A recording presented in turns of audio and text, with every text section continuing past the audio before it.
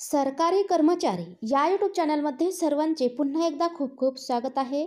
अखेर सरकारी कर्मचाऱ्यांसाठी आली आहे सर्वात मोठी आनंदाची बातमी, ती म्हणजे आता सरकारी कर्मचाऱ्यांना नवीन वर्षात सुरुवातीला मिळणार आहेत 2 मोठे गिफ्ट।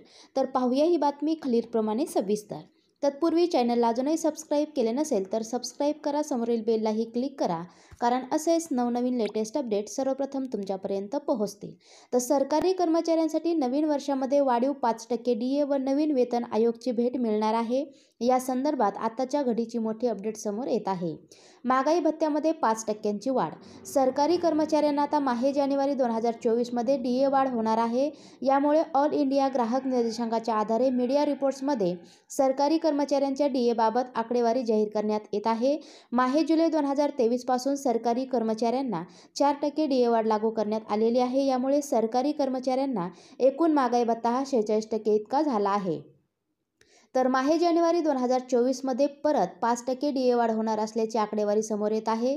AICPIच्या निर्देशांकानुसार माहे-जुलै 2023 मध्ये 139.7 अंक AICPI होता, तर ऑगस्ट 2023 मध्ये 139.2 अंकावर पोहोचला। तर माहे-सप्टेंबर 2023 मध्ये ही आकडेवारी कमी होऊन 137.5 अंकावर स्थिर झाली। तर माहे-ऑक्टोबरमध्ये परत निर्देशांकामध्ये 0.90 अंकांची वाढ झाल्याने AICPI निर्देशांक हा 138.4 पर्यंत पोहोचला आहे। आता माहे-नोव्हेंबर व डिसेंबर महिन्याची आकडेवारी बाकी आहे। तर माहे-ऑक्टोबर 2023 पर्यंतच्या AICPIच्या आकडेवारीचा विचार केला असता सरकारी कर्मचाऱ्यांच्या महागाई भत्त्यामध्ये 49.08% DA वाढ अपेक्षित आहे। तर पुढील 2 महिन्यांमध्ये अंदाजे आकडेवारीचा विचार केला असता महागाई भत्ता हा 50.60% म्हणजेच 51% पर्यंत पोहोचेल।